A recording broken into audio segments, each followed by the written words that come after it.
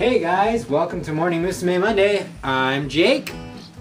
And I'm Jeremy, and today we're going to be reviewing Morning Musume's single, Souda We're Alive. I thought this was a really fun song. I liked, at first I was a little skeptic. I was like, it doesn't look like this is going to be one of my favorites. But as the song went on, I really got into it. This song really did not feel very techno-poppy to me. Like, a lot of Morning Musume music feels very, like, techno-poppy to me. This one, on the other hand, felt very, like, rock song to me. Like, with the fist pumping and the guitar, and especially the ending where it did, like, it just felt very, like, yeah! Souda We're Alive is not one of my absolute favorite songs. Thank you!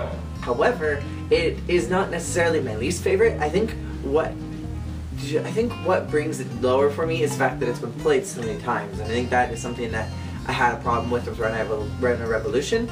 Not that I have a problem with it, but just that it's been overused so many times, and I think also there's something that is very, it breaks the mold a little bit for Morning Musume. My favorite performance of Souda We're Alive is the Rival Survival version, because I feel like whoever choreographed that opening did such a fantastic job that they need to be given medals and awards and money. Lots and lots and lots and lots of money. For me, Souda We're Alive is very much a 4th, 5th generation song, and I think this because there's so much focus on the 4th and 5th generation members, especially members like Aicha, Nigaki, Tsuji, and Kono and Kago. There's a huge focus on all of them, and also Mari. There was a huge focus on Mari as well. And there seemed to be a pullback from especially Kei and from especially Kaori, and I hardly noticed Kei at all. I think she maybe had 2 or 3 parts in the spotlight. Kaori really only had a few. Abe was back to the front again. Where's Abe? So I'm noticing that it's really becoming a 5th generation plus Goto group. And I think we'll see that in the next single with Do It Now. But especially for right now, these are the things that are starting to play into the dynamics of the group. This is a drastic change from Mr. Moonlight, which was centered around 3 girls, and this one is focused on each and every one of them, and all of them had their own solo time. Yes. I thought that was interesting. I thought that was cool. I like because that. It hasn't been a rounded group up until this point. It's always been a lead-focused group. Yeah, I mean, if you're gonna have that many girls in the group, I would prefer to see a little more variation in who gets solos. I mean, don't get me wrong, I loved how much solo time Yosi got in Mr. Moonlight. That made my day. But still, I like to see the variation. I like to see, you know, everybody get, you know, more than just a word, basically. So, you know, I'm glad they really, at this point, they've really moved away from Abe and the Abettes, and everybody gets their moment to, you know, to show off, and I really appreciate that. I think this is an observation that I have about the group, is it's becoming very Mickey Mouse Club to me. Because there's so many little kids, and the music is becoming less and less of the mature style that Morning Musume has kind of had before. Because it recently turned techno-pop after Love Machine. Love Machine was like the techno-pop turn. Everything before that was kind of synthesized, classical sounding music, then moved into this techno-pop kind of sound. Then now it's kind of moving into like a Mickey Mouse March Club. Well, and also I feel like the lyrics are falling more into a kind of happy-go-lucky, nonsensical, childish sound to them. Because I mean, I'm going back to Morning Coffee when the whole song was about...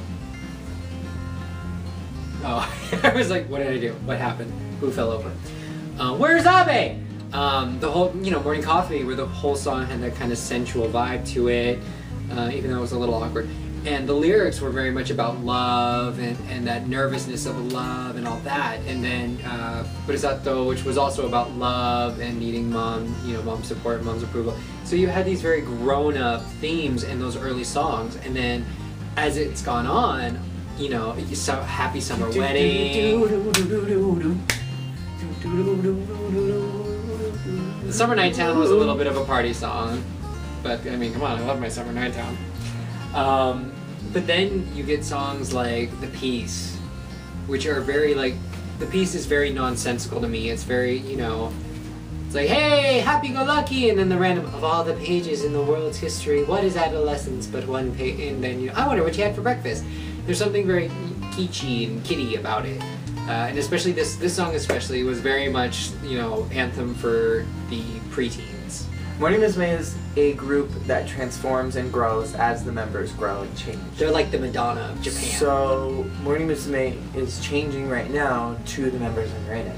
Right, which is young, which is under 15. So you can chop that 20-minute monologue into a 3-second clip of me saying, wow, they're all so mature. Going back to the single, I have a few questions. Okay.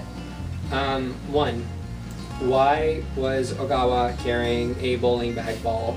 Okay, hold on. We have to preface all this. In the music video, all the girls have a purse of some kind. The first one that I noticed was Ogawa's because it's huge.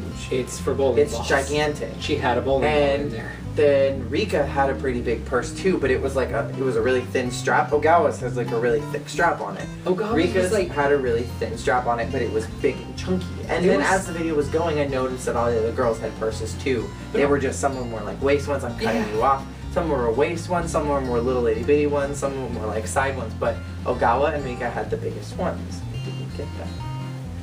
I'm telling you. Even Rika's was like, it was still smaller than Ogawa's was like, she was like juggling it. I don't know how, props to Ogawa for getting through this music video without like falling over or hitting one of the other girls with it. But I mean, it looked like she was gonna go bowling after the music video. It literally looked like she had a bowling ball in there and was gonna go bowling. Even in the making of, she kept adjusting it, like picking it back up. I would have, kept falling, it looked like. I think the guy who decided to put them in the blue dresses back in Summer Night Town is still working there. In my mind, this is what happened. And he's just so mad that they've never used the Summer Night Town dresses again that he was like, I'm gonna put a big blue bowling ball purse in this video just to make things worse. It was even blue. It was blue. My other question has to do with the lyrics. I tried to be poetic about it. Because I do, I listen to music in different languages. I like to kind of figure out what the translation is in a poetic way. And I said to Jeremy, I mean, at some point, like, we just have to understand that not everything's going to translate cleanly. Like, if we do literal translations, we're like, what? But I feel like the Japanese language is one of those languages where, what they say has so much more meaning to it in the actual culture than when you translate it to just bare bones English words. Yeah. English is it's such a basic, limited, straightforward language. We don't have a lot of words in our language that express whole, complex ideas. Thoughts, emotions. We label everything. We don't have a word that means, that feeling of indescribable connection to someone, da da da da da. We don't have anything that like, this word means all this, but it's just one word. We don't have stuff like that. We have to assign words to every part of that idea. And that's just how the English language works. Well, and also each character in Japanese is assigned a meaning to it. Right. So, and we just don't have that in English. So I feel like sometimes when people translate these lyrics from, the original Japanese to English, we get this very flawed, awkward translation because we're just translating literally what this kanji symbol means to English, and it's weird, and it's like, why are we talking about discotecas, and why do we want to be funky and but talk? The discoteca was in English, but so ignore that. So, but like, why are we talking about like the humans, and then I love yous, and then I want to protect it? Like, it just seems odd, but it's because I think, if you were a Japanese person who spoke Japanese your whole life, who had a really deep grasp of the language, maybe I'm putting too much on it. A basic understanding. A basic understanding. Maybe I'm putting too much on it, but I feel like the lyrics would mean something different to you. So I want to know why, it was an effort. What was it? An effort. The future. A beautiful star. An effort. Ha. The beautiful. And then I erased my cherished answering phone message from you, and what did that have to do with the people and being human? And it was non sequitur, so I have questions, and I wish I spoke Japanese. Okay, let's talk about the sets. The sets! Okay, we have 3 sets that were present. There was the music room, there was the green screen room, where they had the city shots and the scenery shots, and then there was the stage scene, which was the focus of the dance shot. The green screen room was mostly just for the zoom-ins and focusing on the girls and more just fan service. And And those cool shots of them like and standing the cool shots of frozen them with like it not moving. really doing anything, which was interesting because the song is about them being alive, but then they're just kind of standing there like mannequins. Yeah. And then the speaker room was more for solos and The speaker focus room shots. was really odd to me because the speaker room, like you had the room with all the speakers, and then they had that oval opening. Yeah. And then the other side of that oval opening was like glitter and confetti and like mirrors like you see on stage mirrors Yeah. when you're backstage getting ready.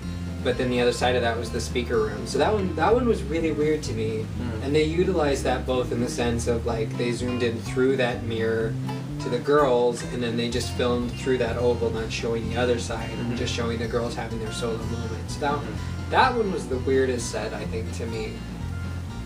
It didn't make a lot of sense to me. And then the other one was the stage where they did the dances with the purses.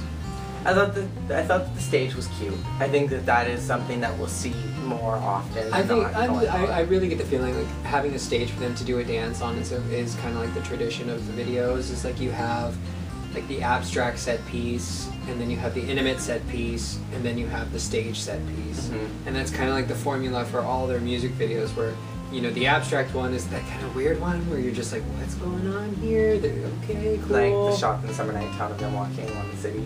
Yeah. And in I Wish where they were doing the Emerald City. The Emerald City, or the you know the little vignettes with the different jobs, or like in Mr. Moonlight, Mr. where Moonlight. they were flying to the moon. Yeah, so that's like the abstract ones. Then the intimate ones where it's just close up on them. So like in Mr. Moonlight, it was the ones where they were all like up close in the thing, and they With just kind the of microphones. with the microphones. In was it Happy Summer Wedding where they had the beads? Yeah. The bead room. And then the spinning thing. The The spinning. spinning part in the piece. Yeah.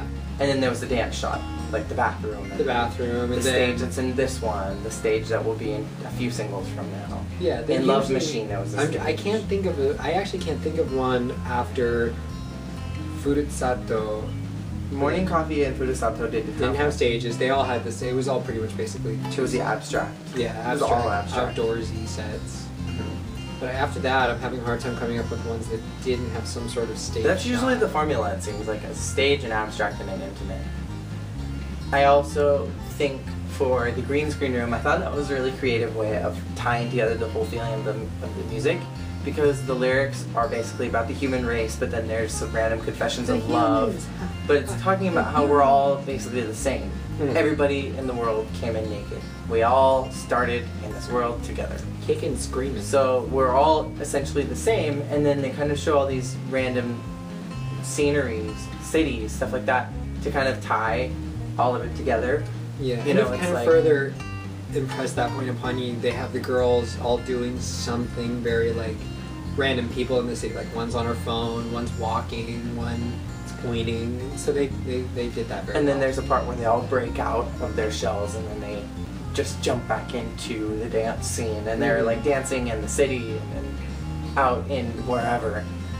So Japanese dance breaks, the Morning Musume dance breaks are so much more fun than American dance breaks. Because there's so much less emphasis on bumping and grinding. except in Rival Survival. Rival Survival had Wow. a very sexualized tone to it. Woo! Loved that. Loved it. But this is also that was also a mature Morning Musume, where the only underage member was Aika, and she was only 17. So I mean, really, what is 17? That's legal in like half the US. Okay, let's talk about the costume. Problem is they didn't really have costumes. They pretty much had the one thing, which was No, they had two. They had the white dresses. the white dresses with with floral like and floral. lace. And then they had the second costumes, which were kind of laid back people costumes. See, whenever they come in something that's just like streetwear, I never consider that a costume. But the white, I think, though, for the purpose of the video, it should be counted because I think that they were trying to draw something with it. Because they're talking about the human race. They're talking about the human race, and they're all wearing street clothes. So Ibon looked like she was wearing something from Mini Money. You don't know that, but she looked like she was wearing something from Mini Money. And I love Kono's white shirt that she had and that pink tie. I thought that was adorable. Really missed that. Did you? Okay, she had like this really light pink tie, and she looked really cute. But I like I that. thought Yossi looked really pretty. Yosi looked gorgeous because her hair was like kind of like curled and with the wind. And I once again explained that I wish Yossi was a man, because if she was, I would date her so hard. hey. Oh, which by the way, in the last video we asked who would you date of the brothers, and a good almost all of you said that you would pick Yossi. Duh. So I mean, I think that goes without saying though. So Always question. Yossi. When in doubt, keep calm and date Yossi. So, for the question of the week this week, we found that this song was a little nonsensical. So, our question is, what do you think the song is about? What is this song's overall meaning? Or is it just a bunch of nonsensical random stuff? Did we read too deep into it? So take it as you will. Take it as you will. Either give us a really deep philosophical explanation, tell us it's literally exactly what it translates out to, whatever you think it's about. Let us know. Down below. Alright, so that's that. And peace out! はい。いただきます! はい。